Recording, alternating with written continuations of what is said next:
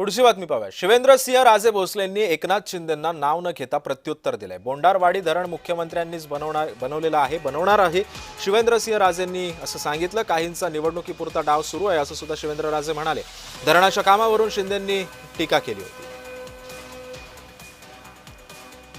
बोंडारवाडी धरण होणार म्हणजे होणार, त्याच्यामध्ये कुणी काही आडवा आलं तरी सुद्धा त्याला काही कुठलीही अडचण आली ती दूर करणार। आणि हे बोंडारवाडी धरण मला कळले काय काय त्याच्यात कोणी फक्त निवडणुकीचा मुद्दा करण्यासाठी तो पेंडिंग चालू आहे।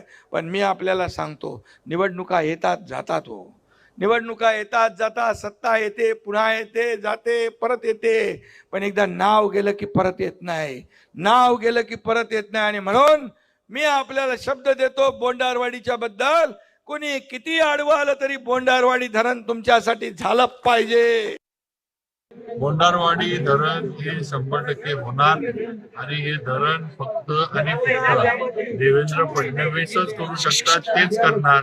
बाकी जे कोणी येऊन सांगते काय बोलतंय हे नुसतं निवडणुकीपुरतं चाललेला प्रयत्न आहे, मतं मिळवण्याचा, लोकांमध्ये गैरसमज पसरवण्याचा। या गोष्टीला कोणीही बळी पडू नका। त्यांच्यामध्ये ती ताकद नाही, त्यांच्यामध्ये ती धमक नाही,